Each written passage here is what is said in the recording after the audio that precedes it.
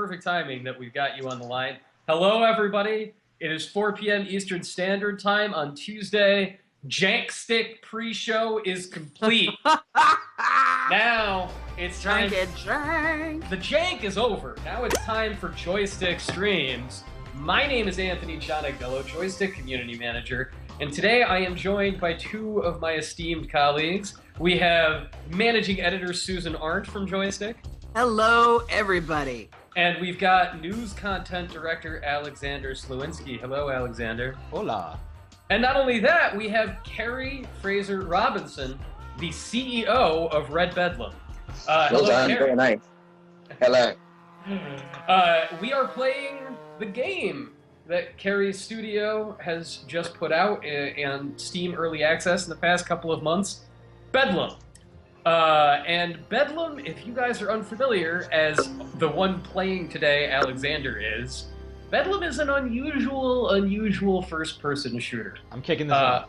Yeah, start it up. Carrie, Alexander has never played Bedlam for a single second in his life. This is the first time he is firing it up. So, this is it, man. You've got room here for the elevator pitch. What should he expect? Well, it depends how much he knows about games as to what he's going to expect to get coming out of this. If you've got a background, as many of us have, in sort of the history of shooter gaming, if you know anything about games from the last 10, 20 years, then pretty quickly you will begin to get the feel for things, you will begin to see what we're doing here. If you have no real experience of that, then prepare to have one. You will be shown what you have missed over the last 10. And we've tried to make sure that both parties are catered for, and the way we've done that is to frame it all within a story. The story is, I think, quite compelling. It's quite a fun story. It is the story of a female gamer who is sucked into what first feels like a virtual world. It feels a very familiar experience to her, and soon she realizes that it's a game that she played in her teens. And as her experience goes on, she will find more and more of these games are represented, and she seems to be exploring all of these different worlds. And her quest really is to try and get out, and the story that you follow is her journey through that adventure. Carrie, this is related to a novel, correct? Very much so. It was written at the same time. I mean, the game was built at the same time as the novel was being written. It came about through a collaboration with the novelist, crime fiction novelist he's most known for, Christopher Brookmeyer. Our marketing director is a big fan of his, and sent him an email, just an entirely speculative sort of, I love your work, big fan of your writing type email. A couple of years ago, and then his phone went in the afternoon. He picked up the phone, and this thick Glaswegian accent introduced himself as Christopher Brookmeyer, and Nick told him exactly where to go, making the assumption that it was not Christopher Brookmeyer, it was somebody, taking the mick. And he said, "At least you got the accent right." And this rather sort of timid Glaswegian voice on the end of the phone went, "Oh, right, I'll go then." There was a slight pause, and Nick thought, maybe I got this wrong. And he said, hang on a second, is this really Chris? And he said, oh yeah. So of course, as soon as they realised that it was actually a genuine mutual appreciation society, the conversation flowed. And it turned out that Chris was a big fan of the games industry. I mean, we knew this. We knew this from his writing. That was the whole point of it. His novels, even the crime fiction ones that have nothing to do with it, are thick with references to shooters and other games, and lots of sort of video game references that we'll all get. And that's what we recognised. And so it wasn't any real surprise that we hit it off like a house on fire. Chris ended up coming down here because we're on the south coast in sunny Brighton, and he's up in grey Glasgow. I'm sure he won't mind me saying. And he came down here, and we went up there, and we just started growing more and more fond of each other, and our plans and ideas started coming together. And the next thing we know, he's a prolific author, and he writes novels in the same time you or I would write a diary entry. It didn't take very long for his ideas to start to coalesce, and he said, right, I've got this idea. And we started bouncing it back and forth, and very swiftly it turned into, well, it's got to be a novel, because you've got a lot of storytelling to do there, and there's lots of fun to be had, and it's going to be funny. But it's also got to be a game. What is a fetid slurg? A fetid slurg. Well, that's obviously a slurg, isn't it? That's gone a bit fetid. Clearly. Slurgs are local to that world. It's not entirely unexpected that people aren't familiar with them. What we couldn't do and what we didn't want to do was just slavishly reproduce, Quake and all of the other games that we are making an homage to. So we have taken some poetic license. The visual style automatically, like what we see here right at the beginning, I can automatically get that thick 1998 piece shooter. Oh, Alexander, what did you do? It wasn't me. It wasn't me. It was dead at the time. Alexander, you made his head explode into a bunch of red blocks. Carrie, I'm, like you were just saying, you don't want to be sort of slavish to this sort of thing, and that is something that there has been many over the past 20 years collaborations between a novelist and a game-making studio trying to make something, that they're gonna make something together. Clive Barker used to do this all the time, where it was like, I'm gonna do a novel series and a comic book series and a video game, and they're all gonna be interrelated. And it's a very, very challenging process. Yeah, because it is a challenge. Sorry. I was just gonna say, you end up with so much fiction and so much text that you kind of want to be slavish to in all different branches that it gets tricky. You don't necessarily want to resort to all the text that you would have in a novel when you're telling a story in a game. They don't work the same way. So what are the unique challenges of trying to make that happen? Well, we were actually, I think we've had it easier than most of those other people have had it, because this is, rather than being sort of something that was dreamt up sort of as a graphic novel that wanted to be turned into a game even at a fairly early stage, or even a game that was going to have, a complementary novel. We really did end up sort of sitting in Chris's kitchen saying, well, we got to make a game of this, but it's a novel. But it's we had the idea before we had either the novel or the game idea, if you know what I mean. We had the idea for a thing, and we didn't know how to tell that story, whether it should be a novel or it should be a game. And the more we worked through that process, it became pretty clear that, well, we can explain that bit of the story. You can play through that bit, and we can explain that's got to go in the novel, because that's far too, too much exposition. So it actually sort of created for us a fairly straightforward path. It also helps that, as I say, Chris is such a quick author that by the time we'd have an idea, we'd turn around to him and he'd have a couple hundred pages of script worked out. And we could sit there and pour through that and work out and start to do, we could start to do storyboarding, and we could start to work out and start to divvy it up basically and say, well, that's clearly going into the book, that's clearly going into the game. Chris has been very, very good about this. One of the problems with working with authors is that they don't tend to have much intimate experience with the video game production pipeline. Don't worry about it. Video game executives don't have much intimate experience. I'm not going to argue with that either. So usually people are sort of saying, you'll get a script change. You'll say, and then I'm going to put in a car chase. And all the producers stop and go, well, wait a second. where are we doing this car chase? Where are we going? Suddenly now we're doing cars. We weren't doing cars before.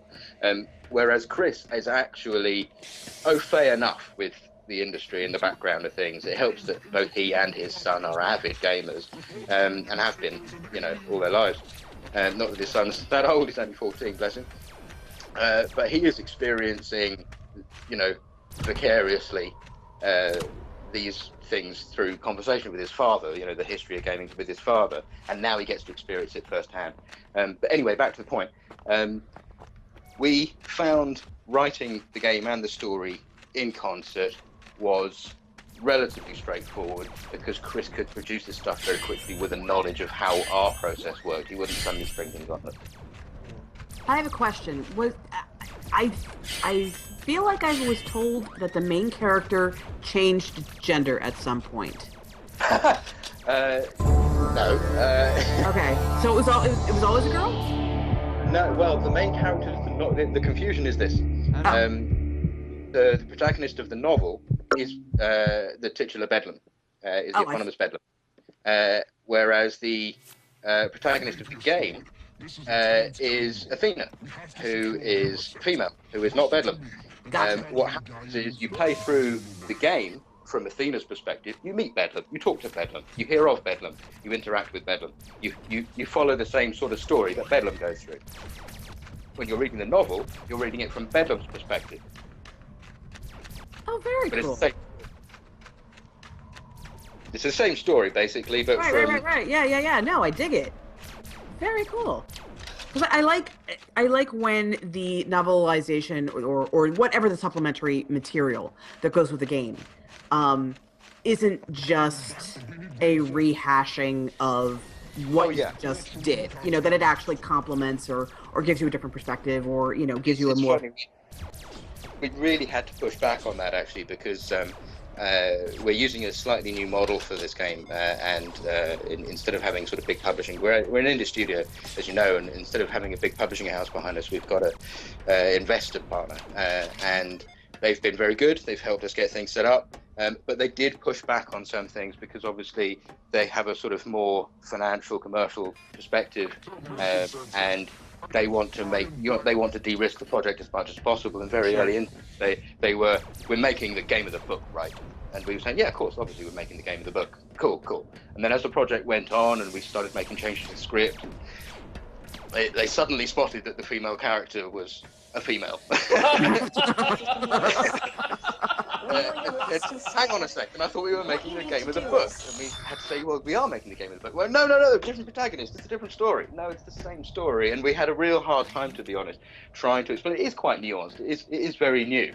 And with anything new, you've either got to scrap it and do what the investor tells you, or take an awful amount of time explaining at great length to the investor and make sure that they understand what it is you're trying to do. And in the end, we were lucky. They got the gist. Well, how do you go through that process of saying that the entire style that you're going for, something that is stylistically, you know, stylistically peculiar like this, is a risk in and of itself? And so how do you sit there and, you know, tell the person who's looking at this, like, everything that we're doing is going to be interesting because it is different, and people are going to respond to it being different, while making... because this is some pretty high concept stuff you're doing. This is some high concept stuff, exactly. Yeah. Well, it is. That's one of the reasons that we didn't get a publisher for it. You go to a publisher and you say, I've got this really ambitious artistic idea, I think it's really novel and interesting and people want to hear about it. They say, go away and come back when you've got something that's dead simple and commercial and has none of what you just said. No. Whereas, well, exactly. And I mean, that's the reason we're an indie studio, is so that we have that flexibility to take on risks and do new things. That's what we've always tried to do. We have some very specialist developers, very good developers. We can kind of turn our heads to any kind of project.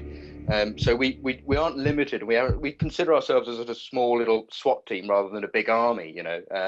And so we do these little specialist tasks, which gives us the flexibility to find a project that we like, go in, do it well. Whereas, so we can sort of, you know, keep things lean, be agile, look around for our options. Basically, the way that this project came about, we were lucky. We knew what we were trying to do. We kept talking to people. We kept talking to publishers. We weren't getting anywhere. We eventually we talked to various financiers. We eventually managed to find a partner that was receptive and was looking for what we would, you know, something like we were trying to do, was open to a little bit of risk. Carrie, you run into a very different sort of risk when you do just go out there independently with, you know, Steam Greenlight game or early access game like this, which is you're surrounded by all of these other games in a very, very crowded marketplace, and it's even with something as unusual and high concept as Bedlam, it's profoundly difficult to get anyone to notice it. And I'll be perfectly honest with you, I would not have, given Bedlam a second look had Susan in particular not said, you need to take a look at this and, you know, let's set something up with him because this is really interesting. I mean, you know, you guys, you hit Steam in August, right? In early access, yes. Yeah, in early access in August. And I mean, that is right at the time of year where things are getting to be the most crowded, the most busy, when you're trying to get the attention of people playing video games. And well, we weren't trying to get everybody's attention with the early access launch, to be fair. You're absolutely right. But we're actually going to be launching the title in sort of full early next year. And that's when we're sort of hoping to create a bit more of a buzz about it, and hoping to get everybody in to see the game when it's finished. Obviously, everybody who's heard about the hype at the moment or has read the novel is very keen to get in there. And we have got a large body of the game done. We are just sort of finessing some of the content on the last few levels. So it made sense to us to put what we had on early access for those early adopters that were already on board. It helped us as an indie studio, and it helped us turn around to the financiers and say, look, we're not mad. You know, the thing is, when you do take one of these sort of higher risk, higher up concept, high concept projects, you need to keep those investors happy. And so we needed to turn around and say, look, we're not mad as soon as possible. As soon as we could turn around and say, look, there's people liking it, then that's a little bit of pressure off of us, you see, and it gives us a little bit more freedom.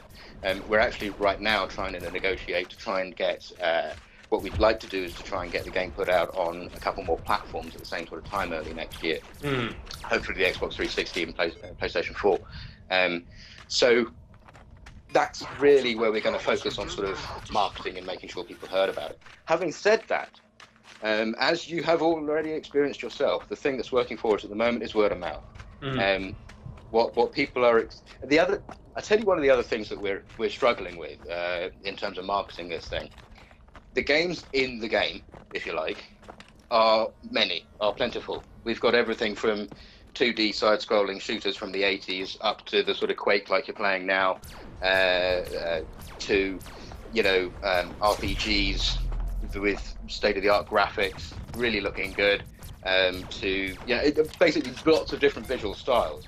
Now, that's kind of spoiler material. So again, we're struggling because what we want to do is we want to show off our best screenshots. Our best screenshots are from all the latest levels in the game that are from the later games. They're also from the sort of interstitial world that connects them all.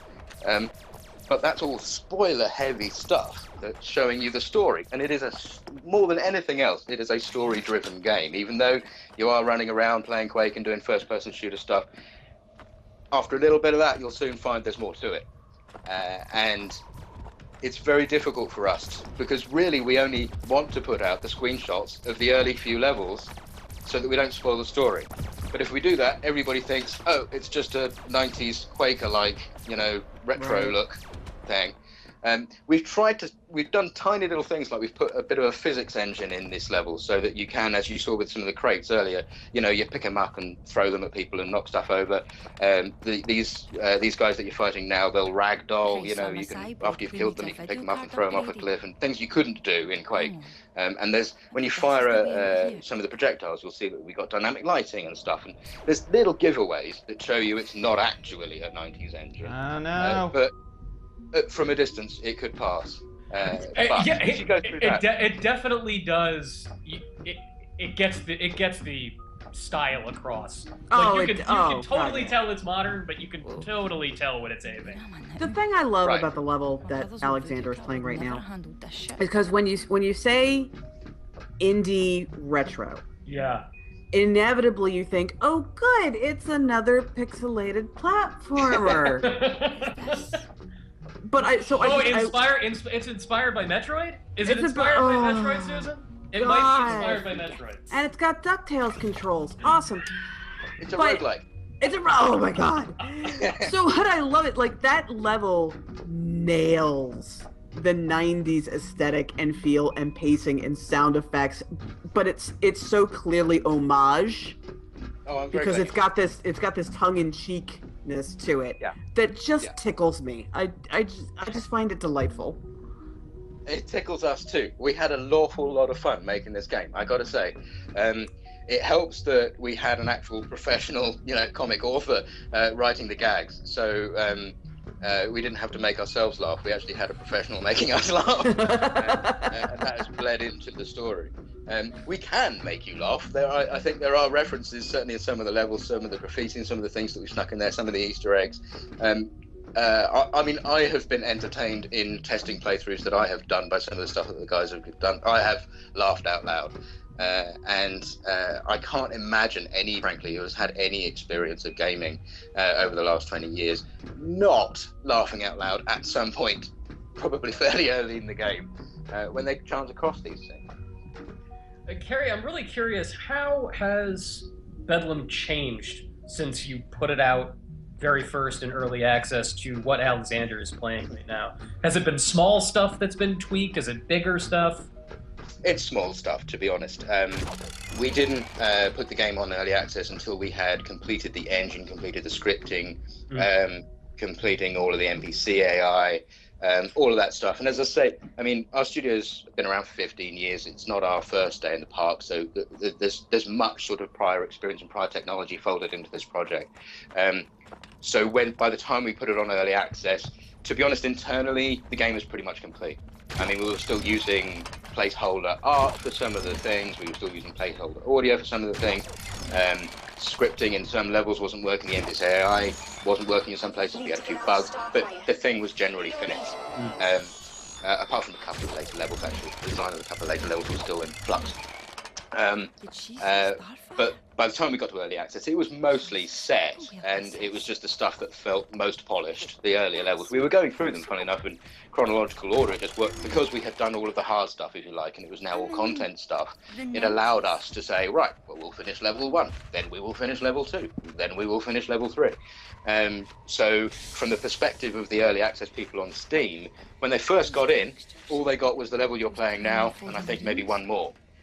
In August. That was all you could do of it. It looked just like a Quake-like at that point. But about a week later, we patched again, and there was another level. And then a week later, we patched again, there was another level, and there was a week later. And I think this is part of the reason we've got such positive reception on Steam from the early access community, and indeed all of our reviews and previews have been very, very positive. And I think that's just because we have quite a good relationship with people, and we tell them exactly what we're doing when we're doing it. And they have got more content every week, like we said we would do, or more or less. We keep them up to date if there are going to be delays and things, which there inevitably are. But it's been a fairly regular patching out of stuff as people are experiencing it. So the early access people have got pretty much what they wanted. They got in early, and they're getting more content delivered as it comes. And the people who don't, the people who've just stuck us on the wish list or haven't heard about us yet, when they add us, when they actually buy the game in full, they'll find it in full, and it'll be, what they want. Alexander, is it entirely necessary for you to be shooting off each individual lamb? Yes. Yes. Actually, I've got to tell you, when we were at,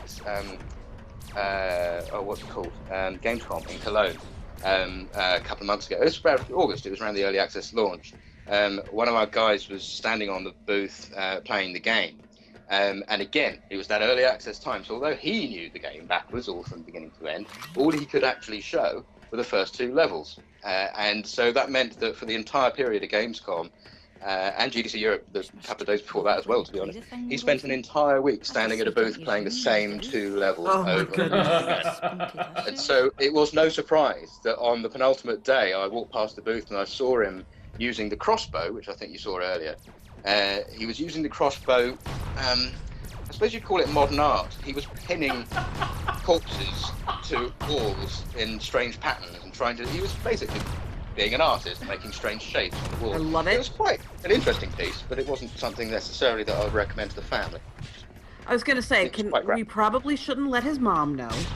No, quite. But I appreciate that, and having been in a position where you've been stuck playing the same level over and over again, I feel his pain and appreciate how he chose to deal with it. Oh, that's a turret. Okay, yeah, all right. Alexander, how is this feeling to you? Are you flexing some muscles that you have not had to use in quite a long time? Yeah, like hitting F5 for the quick save. I learned that lesson real quick the first couple times, and of course once I start using the quick save, like that's when I finally actually start progressing without dying. So I don't. Yeah. Yeah. Once you start saves coming, then you have the confidence to Yeah. take. See, Carrie, how do you strike that balance? How do you sit there and say, you know, like, why don't we not put this in? Because it's not like, yeah, it might be more authentic to that time period, but it's also like anachronistic. Because not everybody's going to be used to that sort of thing, like needing to press F5. The most important thing, I think the guiding rule for us there has always been, let's not take ourselves too seriously. I mean, kind of the whole point of the title is that this industry, which we love, you know, all of what we're doing here comes from a place of love. It is a place of nostalgic familiarity and all the rest of it. However, from that place of love, we can make some digs at the industry, which is it can be pretty formulaic, it can be pretty repetitive, and it can take itself so desperately seriously. You know, you've only got to listen to some of the voiceovers and some of the titles released just this year, and you think, really, that somebody needs to tell that guy that he is not, you know, acting. This is not Shakespearean. This is not, you know, it doesn't need quite that level of emphasis or whatever. So we just. So keeping that ethos of let's not take ourselves too seriously in mind, it's actually not too hard. For example, in the levels you're playing now, the Quake-like levels, there was no, as I said earlier, there was no dynamic lighting or physics or any of that stuff in those titles. So strictly speaking, shouldn't be in there. However, yeah, quite fun, and they don't really take away from it at all, and it doesn't destroy the feel of it or the look of it. Everybody sees this is this and gets it. But we can add in a couple of nice things. So that's kind of what guides us to make the decision. Like, if it's just a bit of fun and it's not going to ruin everything, well, why not? What's not to put in? You know, it is a game after all. You know, we are supposed to be having fun. I just want to hug you when you say things like that. It's so refreshing. Like, it's a game. It's supposed to be fun. Maybe we should all just take it down a notch. Exactly. We're not rocket scientists. This isn't life or death. We're all having fun on a computer. Let's not, you know. It's such a simple idea. So I want to know if there were. Yeah, believe it or not, it used to be the norm. Are there any ideas that you've had to sort of table, or they just kind of didn't work? Yeah, I mean, you've got this wonderful mishmash of styles and games that you're referencing. Is there anything that just quite didn't work with what you got going on? Yes. But that's not to say you're not going to see it, because with a bit of luck, what we're trying to do, as well as getting extensions so that we can get onto a couple more platforms, you won't be terribly, given what I was just saying about the industry being quite somewhat predictable, you won't be terribly surprised to find out that we're trying to make a trilogy.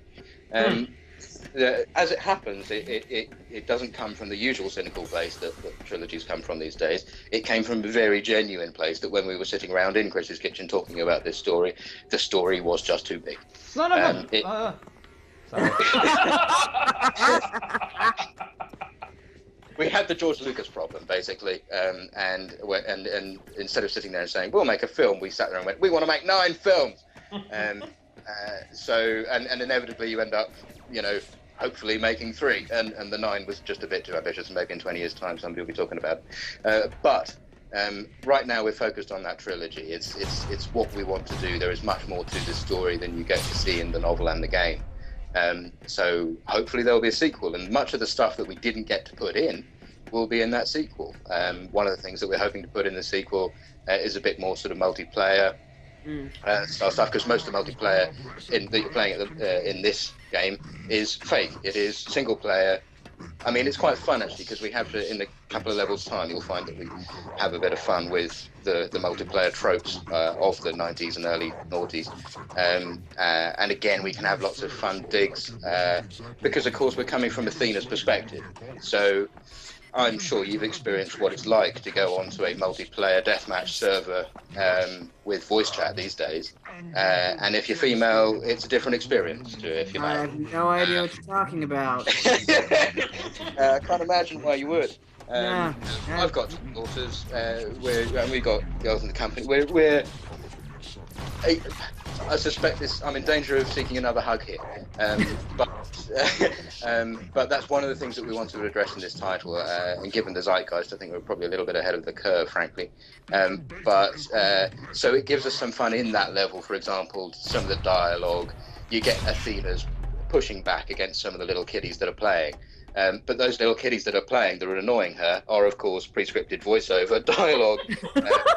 Actual multiplayer, you know, when you get blown up and somebody goes, "Oh, Wayne," that's us. We did that. That's not a person.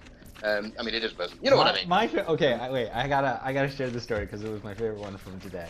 So Richard's playing the Halo Anniversary stuff, right? And he was testing the multiplayer. Or he was trying to test the multiplayer today. And in his first match, some kid apparently goes like, "You gay! Stupid gay!" So, wait, no, wait. Did Microsoft hire that kid so I that don't everybody know. on day one But- got the authentic experience? But We Zab had brilliantly turned around then and was just like, "So you got the authentic Halo experience." Exactly.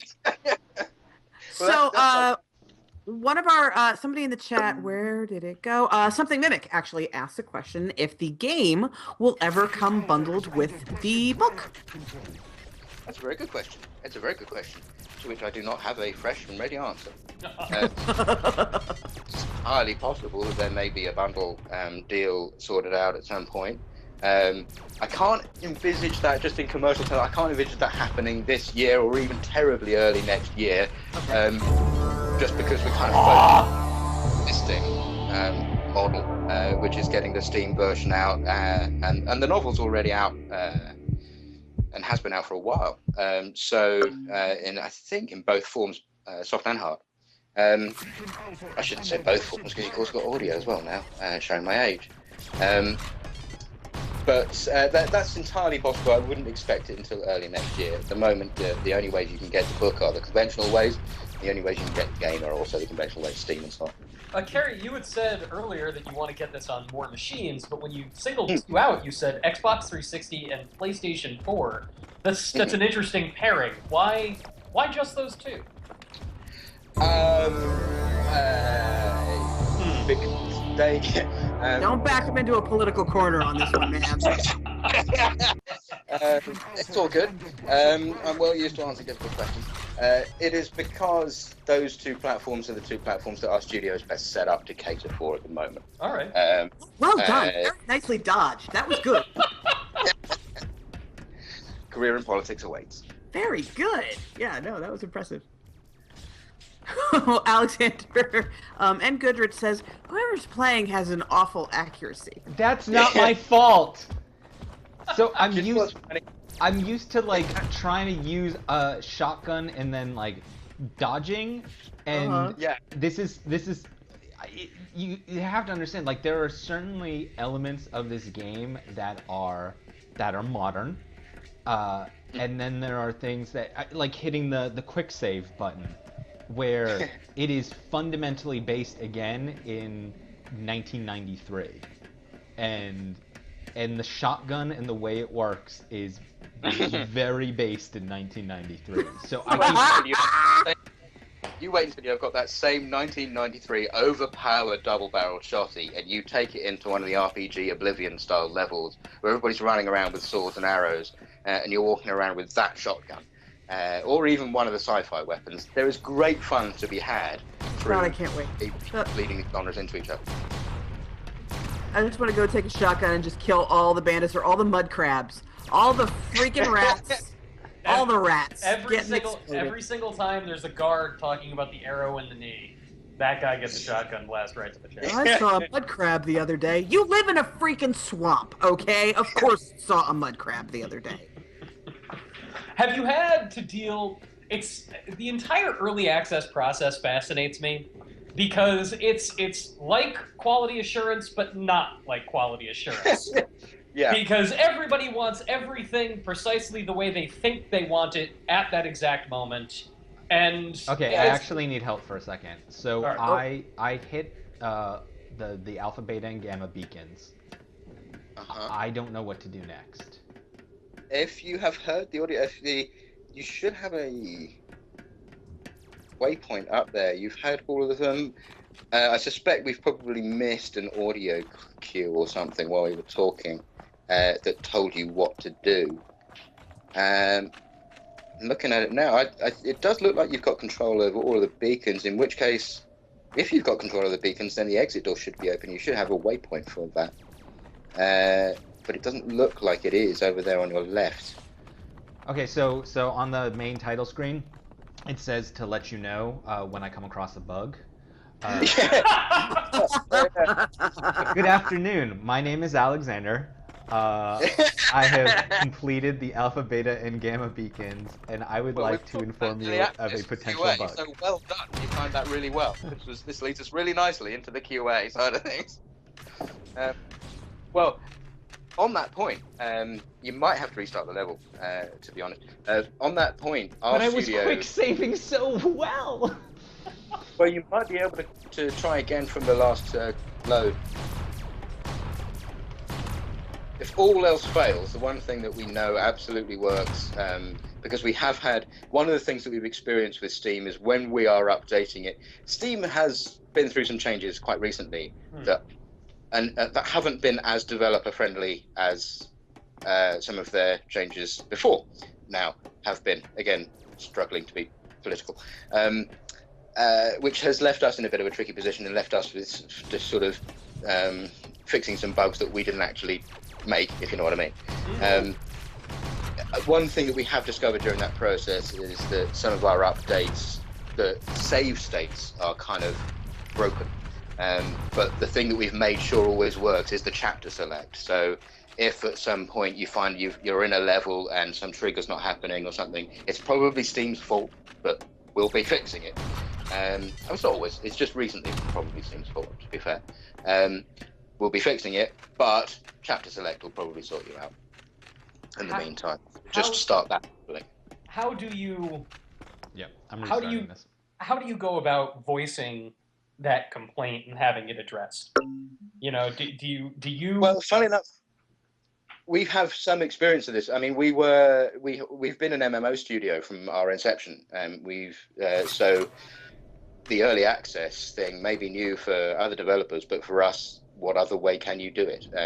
We are well used to, running out a client, running out our servers, watching the players play things, running stats, taking some feedback, marshalling all that into the next patch. We've been doing that for over a decade. And then we come to doing a single player title, which has got no servers to worry about, which has got no load balancing to worry about, which has got no databases or any of those hugely complex, often underestimated tasks that MMOs and virtual worlds have. To be honest, that's freed up so much of our resources that we don't have to deal with the things that we are used to dealing with, that we can get stuck into all of the content and changes that we want to get stuck into. So is the team still working an 8-hour day, or do you basically work 3 hours and that's good enough? And no, we're an indie studio. We work about 28 hours a day. Whether we like it or not, we just sort of wake up and what are we doing now? Oh look, we're working on Bedlam, and oh look, it's bedtime. So we don't have too much downtime. You'll be able to tell if you look at the times, particularly bearing in mind that we're in the UK on the GMT time zone. If you have a look at some of the times of the responses on the Steam forums, I probably shouldn't say this now because now everybody's going to go there and give us even harder time. But we're posting at all hours. There's no rhyme or reason to it. It just depends on who's awake and who's looking at the screen. So this comes from sort of MMO land where we have people in all sorts of time zones on our servers. You wake up and you have a look and see who's in, So we're well used to that sort of process. And if anything, it's just easier for us to be not dealing with all of the things that we're usually dealing with. So when we say to someone, oh, well, that's a problem, we're working on it, we can actually usually get the solution out pretty damn quickly, which we couldn't do in days of yore because it was too complex. Alexander, how's it going? It's going well. They're now wrestling me for control of the beacons. So are they stressing you out? The only thing that would make this better is if you were picking up armor shards while you were doing it. Seriously, I'm so in love with this level. It's ridiculous. I'm really looking forward to getting to the level that I was talking about earlier, the multiplayer level where you've got the kids pretending to be kids. Oh god, I can't wait for that. Actually, the voiceover. What I want you to bear in mind when you hear that voiceover, some of those annoying, whiny accents that you hear, some of those, some of that catcall, some of that stuff. Most of it is actually voiced by Christopher Brookmeyer's son. He is well used to going into a game and hearing all of that stuff. So what better resource did we have but just to say, channel your, inner troll. Get in here. It's a hard time. Did he at least get his SAG card out of it, or the British equivalent? Well, I don't think he's going to have a problem in that regard. He's a very talented young man. Yeah, Carrie, I know that you guys aren't going to have a boxed copy, but that should be a back of the box quote, like real 14-year-old boy provided. Yeah. Now, if we can just get control of this final beacon. That's not happening. Alexander, be better at this. I'm working on it. Has made me bang my head. Carrie, has it been strange shifting towards developing a single-player game after, being involved with MMOs for so long? Oh, I gotta say, I mean, much of the MMO work we did was white label anyway, and so not all of it was. Oops, calm down. Not all of it will be in sort of well publicized. Not all of our work is well publicized. If you know what I mean. I do. And we do lots of sort of techie, very, very hardcore network and back-end stuff. So you could probably imagine when it came to doing this, when suddenly we didn't have to worry about client sync issues and all of that stuff, we were building, our developers were grinning most of the time. You're just going through the office going, woohoo, yeah! Working on really thorny load balancing problems and edge case timing issues and really nasty stuff for years. And then we turn around to them and say, can you make that door open and go whoop? And they sort of grin and look at you and go, yeah, I think I can manage that. Can you turn up the pew pew on the laser gun? Precisely. So it's actually been a breath of fresh. Yes, and Goodrich, the main character, is indeed a lady named Athena.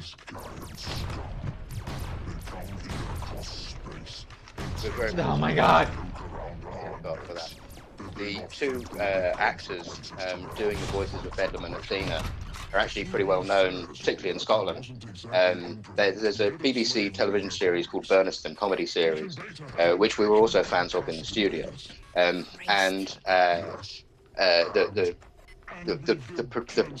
The main people of that series have exactly the right personality, background, accent. They are a perfect match for it. Rab is even already well known within the games industry as a games pundit and as a reviewer and as a video blogger and so on. And a perfect fit for Bedlam. Couldn't have worked out better. But we didn't know. It's one thing to be sitting, as I'm sure many film and TV and game producers have all done, is sit in a room and said, oh, I want this guy to do this and I want this guy to do this. Then you approach that guy and obviously, oh look, Michael Caine's busy. You never usually get the people you want, right? But we had got these people, they were so perfectly cast for it in our minds. And we were really, really lucky. They were absolutely bowled over by the project. Totally, they're big fans of Chris's work. As I say, they're gamers. They knew what it is we were trying to do. They played the game. They immediately got it. Immediately had a similar reaction to you. To be honest, they totally got what we were trying to do, and as a result of it, they made sure their schedules were clear. And we went up there to the sound studio in Glasgow at their location, and they just knocked it out of the park. Really did. I'm very pleased with what they've done. Susan, is this actually a BBC show that you were not familiar with? It is a BBC show I'm not familiar with, so I'm twice as excited now. It makes sense to understand some of the gags in it. In fact, one of my favourite sketches from Burniston is the two Glaswegians standing in an elevator. Forgive me, and the elevator is voice activated, and it says. of course their accents are incomprehensible, and the sketch ends with one of them standing on the shoulders of the other, screaming into the microphone. Oh God. Yeah, see, that's exactly my kind of thing. Lime Slimes would like to know why you chose the name Athena for the main character. Ooh, I don't think I know that. I mean, I liked the name when I approved it, but I can't remember. I think that was Chris's. I think Chris came up with that name. And I'd have to ask him, to be honest with you. I don't know where we got that name. I mean, obviously, Goddess of Wisdom, it's entirely appropriate for the character. And it kind of fits her personality to be, you know, bold, smart, independent. I couldn't tell you where we came up with that name. I think it's just something that Chris came up with. I'd have to ask him. Alexander, update us. It's easy enough to answer because obviously the name Bedlam was named after our company, and in fact Bedlam's real name, his real life name, if you like, is Ross Baker, which is RB, and there's a little known fact that Bedlam came. There used to be a bakery there before there was Bedlam Hospital, and so Ross Baker is in fact a clever play on Red Bedlam. I love that. That is really cool. We have layer upon layer upon layer of smart-ass little Easter eggs scattered throughout. And it ranges from the, oh look, there is a there is a Strog from this game, or there is a this from that, right up to the, you'll be lying in bed several days later and some of the graffiti will suddenly pop in your head and you'll go, oh, I get it. Alexander, I've never played. I am Bedlam. struggling. Shut your mouth. I just wanna say, try being better at video games. I am working on it. If you reload this save, I think you're going to keep experiencing the same problem. I think the only way that you're going to get out of this bugged save is by doing a chapter select. He's gonna whine. He's gonna do the patented Alexander whine. Alexander, it's not nice. It's not nice. It's not nice that it's apparently patented as well. He's not even getting any royalties off of it. That's in crap. Alexander's defense, it is unfortunate that a bug is inhibiting his progress. Yeah, and what's more unfortunate is that it's here, where it's really, really tricky to keep those three plates spinning. Yeah.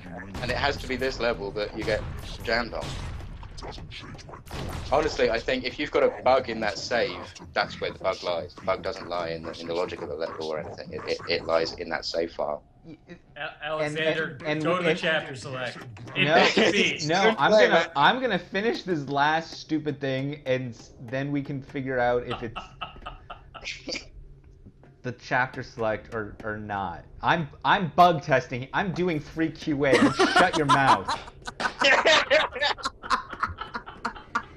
You know, but it's on your voice. Alexander, something Mimic would like to know if your wine is copyrighted rather than patented. Oh, we're gonna get legal about this. No, it's trademarked because it is actually still in use. So as long as I can consistently use my patented wine, you cannot take it from me, and I require a licensing fee. Actually, can't Susan? Susan, shouldn't we make all of Joystick's wines open source? Everybody can use them. No, what do we look like, Tesla? No, we're gonna make money off these wines. No, my wine is all me. Ain't nobody doing the Susan wine but Susan. There is no Anthony wine. There's just the Anthony panic. Yes, that's right. Why? Whatever. So, Carrie, we have 10 minutes left here in today's stream. What is the chapter that follows this? What does Alexander have to look forward to?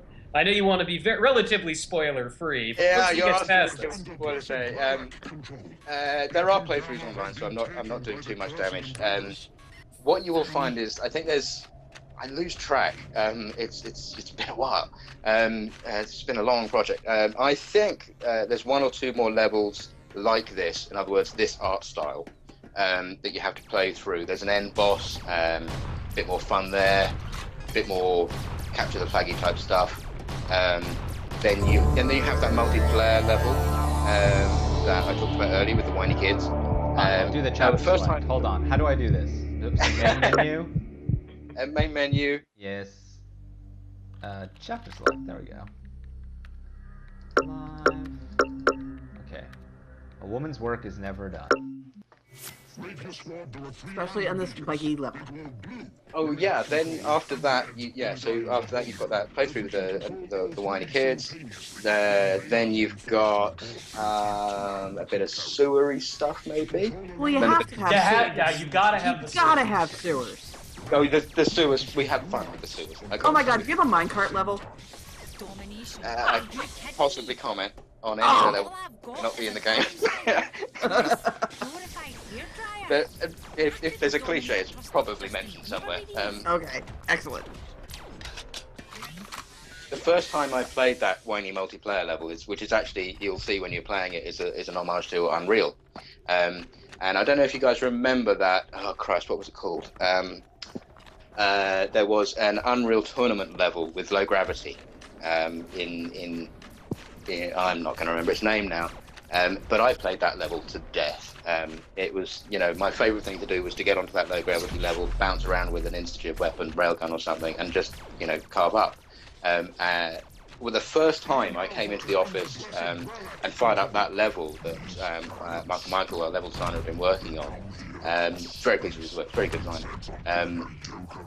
The first time I played that, I walked into it, I jumped, I felt that gravity, and immediately I felt that sort of it was muscle memory, you know what I mean? I suddenly found myself bouncing and pirouetting, and I turned around and authoritatively told him that the gravity was maybe about 10% too high. And a short little tweak. Yep, that's it. Nailed it. Oh. Okay, so we brought this up in the pre-show. We need to talk about Michael's name. Mm-hmm. We're dead curious how. Does he have really snarky parents, or is this, like an affectation a la Prince? What's going on there? I was going to make it onto this call, but I don't think he is. Looking at the time, I couldn't possibly answer for that man. How am I supposed to answer that? Is it hyphenated, or is it really just Michael, Michael? First name is Michael, his surname is Michael. Okay. It's not confusing at all, especially since we already had a Michael. Well, I'm pretty sure the guy with the two Michaels wins over the guy with just one. Yeah, we don't call him Mike. We definitely call Michael.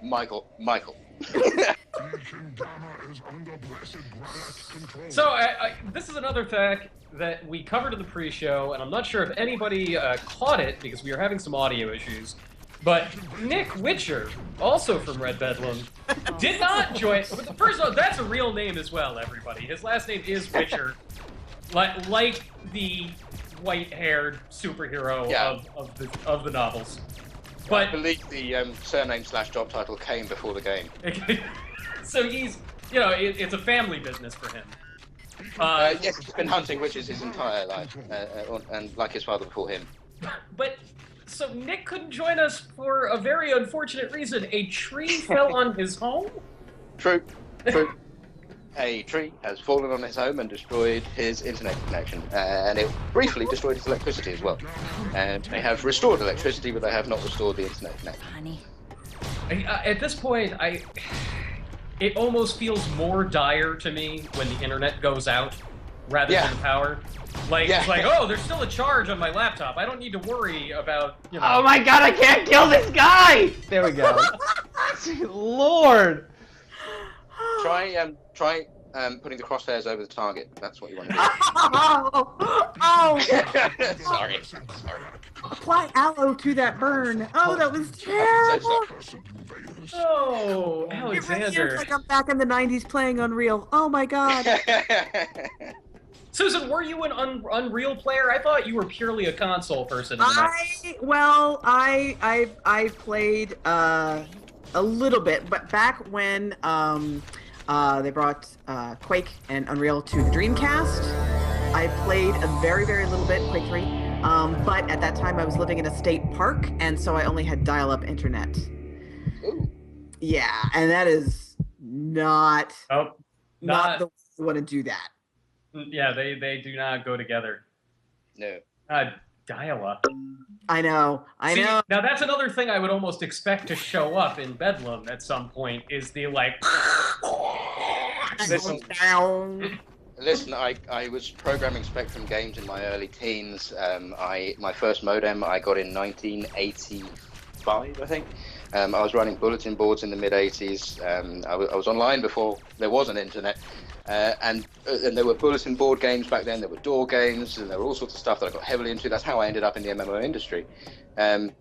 And there was all sorts of stuff associated with that history of door games and BBS games and MMO and MUDs and so on that I really, really, really, because it is my heritage, wanted to put in this title. It's just not a good fit. I mean, my memories of that are so niche and so specialist, and I am an absolute dinosaur. The stuff that I remember is pre-nostalgic, if you know what I mean. The stuff that I am nostalgic about, nobody else is, because there were only 10 people online then. And there would only be 9 other players if I put that stuff in that got the references.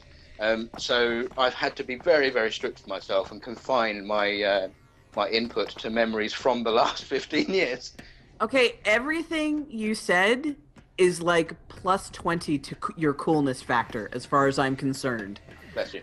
Like like everything you're saying, I'm like, you are so cool. I would have wanted to hang out with you.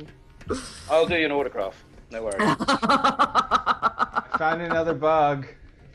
Oh, what happened, Alexander? I keep walking across the shotgun and it's not picking up the shotgun. You've already got the shotgun and you've got full ammo. So, use the mouse wheel or one of the number keys to get a different weapon up. I'm using... Oh, well, okay, so I was hitting Y, but it wasn't working, but then I used the mouse wheel and now it's all working. So, carry on. Alright, Forgettable Username is now asking, like, what everybody's favorite BBS game was. And I have to admit that BBS, like, that was just a little bit before my time. When everybody else was messing around with, like, you know, Dungeons and Dragons sessions on bulletin boards, I was still playing NES games. That was my realm. You're not alone, I'm just old. Yeah. Were BBS games the ones that were like Star Trek that like on the AOL servers? Yeah. Okay. Yeah, then yes, well, I did that. Yeah. They were always text or view data, you know, that sort of teletext-looking terminal system. They were always that style. Most of the ones that I played, most of the ones that were very popular, were all just pure ASCII or ANSI. And they were things like trade wars, and you know, you'd have 5 turns a day where you could play elite style stuff and stock up your spaceship and set a course for another system to sell stuff, and then you'd have to come back the next day to do it. You know, they were terribly gripping. And it was like magic. It was. Well, honestly, to be perfectly honest with you, I wasn't a terribly healthy kid. I was a sickly child, stuck at home an awful lot. So I didn't get to see my friends at school that much. And I went to Hogwarts as well. I went to a very weird British boarding school. So I had an atypical upbringing. But as soon as I got that modem, and as soon as I got onto those bulletin boards, it wasn't even the games. It was just. Oh my god! I might actually make it. I might actually do this. Do it, Alexander. You can do it. I believe. No! Oh dear. No. Oh. No. Alexander, what have you done? No, you shut your mouth. Hold on. It may have auto-saved in time. Oh no, now I'm stuck in an infinite loop of returning to life and immediately dying. It's like Looper. Well, that was the quick save problem you may recall from back in the day. Is if you're instinctively your middle finger is striking out for F1. Okay, wait, no, I'm doing this. I'm gonna just dodge out. I'm just gonna dodge left, like right at the next save, next load. Hold on. He is committed to making this work, and I admire that about him. Hold on. I got this. Come on, Alexander. I got this. No. You can do it. Come on. Oh my god. Well, we just got up to your last death on the stream. That's what we're seeing now. Okay, I'm at. No. I believe in it. Oh, and then I ran into a group of guys. I need to know where the hell box is. Oh wait, I can run away and then autosave. That's what I can do. Yeah. Have you played the next F5. level? There we go. Alexander, now you're thinking like somebody in 1998. Yeah. Just had to relearn it. Although It's we've run into the same issue again, where I have completed all of the checkpoints and I'm not getting the new checkpoint. Again, there might be an audio cue there. This is the thing when the levels are getting tweaked up. So it might be a change that I have personally missed that is telling you what to do to open that door. Last I recall, once you'd got the 3 things, that was what was next. Oh my god, I just have this sliver of life and I'm just trying to find any health pack I can and stop shooting at me. If you've not played the next level on this machine, you can't skip it. You can't chapter select away. No, I can't. Brutal. Well, everybody, this is Bedlam. Still a work in progress, but really the work in progress is Alexander's shooting skills. Uh-huh. Oh, so not fair. So not fair. Everybody, thank you so much for joining us. Carrie, thank you so much for joining us today. This was awesome. Absolute pleasure. Thank you very much for having me. And so, what is the timeline for Bedlam? You know, I know early next year is what you're targeting, but when is the Bedlam early access turn into Bedlam the finished game? We could potentially finish the early access before Christmas. That is an option, which we are still discussing. And if we did that, then we would do that, and then we would revisit consoles and other platforms and stuff in the middle of next year. If we go the other way and we are determined to get it out on the consoles, then what we might end up doing is dragging early access out a little bit longer, which just means we'll be putting more content on there, and doing those 2 other SKUs at the same time, which means that we may end up doing a sort of, I don't know, February launch of all 3 titles sort of thing. But obviously, it'll be on early access the whole period. So if anybody wants to play Bedlam right now, it's $10 on Steam Early Access. And next year, or later this year, the finished version will be available on Steam, and then sometime in 2015, PlayStation 4 and Xbox 360. Thank you again, Carrie. This is a blast. Absolutely. And next time, let's stream some BBS games. That would we be can fun. do that, right? We can do Trade Wars. We can do Trade Wars on Twitch. There's a huge audience for that, right? I think we can handle 300 bits a second on this stream, yeah. Risky. I don't know how the audio will work with that. Susan, thank you very much for joining us today. Oh, it was a hoot. And Alexander, thank you for suffering for our pleasure. Hey, this was paid QA testing time for me, so I'm good. I'm good right now. You'll receive my invoice in the morning. Thank you. Bye, everybody. Everybody, we will see you tomorrow. We're going to be playing a little Assassin's Creed or Assassin's Creed Unity if you prefer. Provided the Xbox One plays nice, as every single Xbox One stream we ever do takes 45 minutes to work. Fails miserably. It's just a tragic. Good night, everybody. Good night.